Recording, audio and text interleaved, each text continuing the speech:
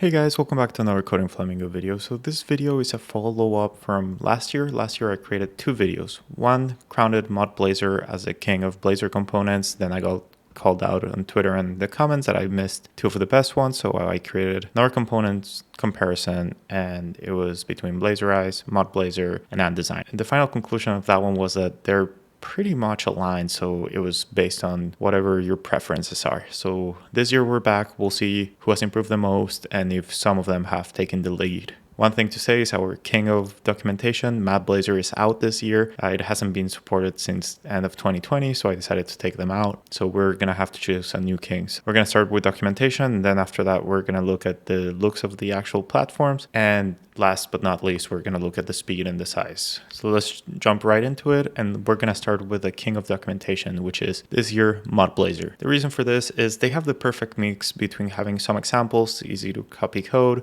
and you can actually see how it's going to look. And they actually have like a run thing that you can play with it and change the code and everything on the browser. Plus their API. So if you just want to see something quick or want to see something that is not covered in the examples, you can jump into the API and read that documentation. Second place, which was one of the last places last year, is Blazorise. Last year, their documentation felt like it was just like a bunch of devs that had to write some documentation, so they just threw something into it. This year, they actually did an amazing job. You can see all the examples have a nice little example and then the information. And then at the end, you have the attributes that you can see. So like kind of like the API list type of thing.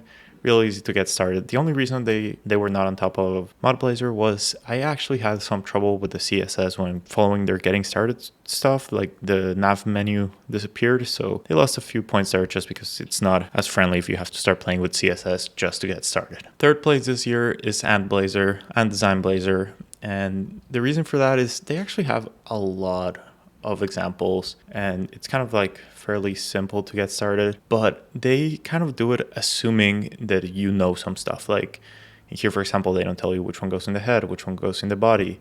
And here they just tell you add your services. They don't show you like the different things for maybe Blazor server, Blazor WASM. Like they just assume that you know this stuff. And I feel that with documentation, it's better to just kind of like guide them through every single thing just so it's not easy to mess up. So when you go to their components, they have a lot of examples to choose from, but then that makes it kind of hard because if you want to kind of like just see like how to do something quick, you have to like kind of go through all the examples, see what you're looking for and trying to figure it out. And if you're saying, hey, like just go to the API, it's still to do. So they lose some points for that. Other than that, pretty straightforward, a lot of examples. So you'll probably find something that you want to do, but it'll take you a while to just like search for it. So it's more kind of like I would recommend it for someone more experienced. Second to last place is Syncfusion, which actually was our last place last year.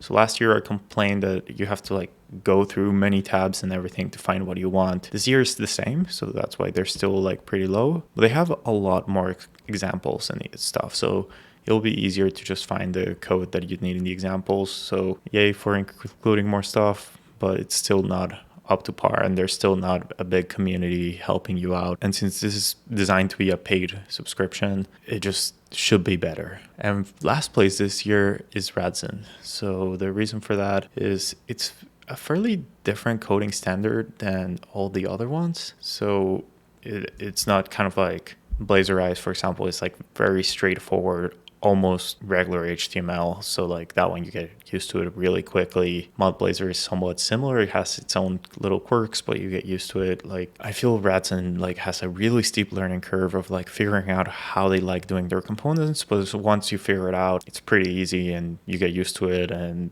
it makes sense why they did it that way. But in the meantime, it's kind of like a big curve. And once again, they have like examples. They don't really have that accessible documentation. So you have to go through a lot of stuff to find exactly what you want. So that's documentation.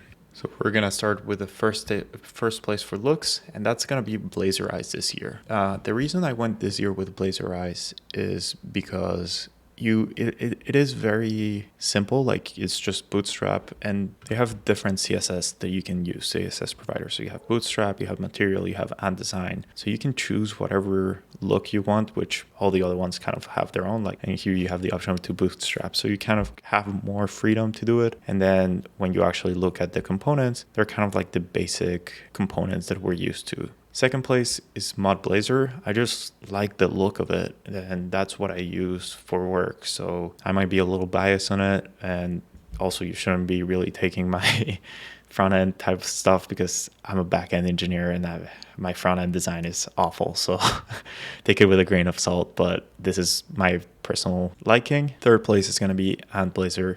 Kind of the same. I kind of look how it looks, but it's not really my thing. So I know it looks clean and it looks nice, but it's just not my thing. That's why it's in third place. Fourth is Syncfusion. The reason for it is kind of looks really clean. It just looks simple, which is something I like. And Radzen, this year they did a big jump. Like from last year, it just looked really bad. This year, I'm still not fully into it, but it looks a little bit better. And last and definitely not least, let's look at speed comparison, which in my opinion is the most important. To cover how I actually did this testing is I built the projects and I didn't have anything else running in the computer other than the Visual Studio for that specific project and the website. And like I would just open it, do the first load just so like the server kind of starts. And then I would go incognito and run the fetch data multiple times, do the average speed and see how many megabytes it had. All the projects are here in my GitHub. The link is down below and you can just download them and play with them yourself. So in here, we kind of have two groups.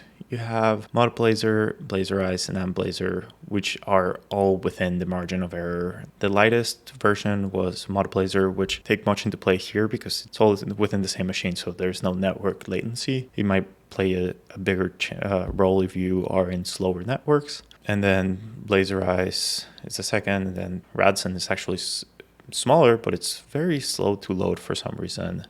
And then MudBlazor. So kind of like my conclusion for this year is very similar to last year of within this three, MudBlazor, Blazorise, and MudBlazor, choose the one you like the most. I would personally probably just go with Blazorise just because it's the fastest and it's the one that you have the most freedom to choose any design you want. But other than that, like MudBlazor, as I said, that's what I use. So it's still pretty good and good enough.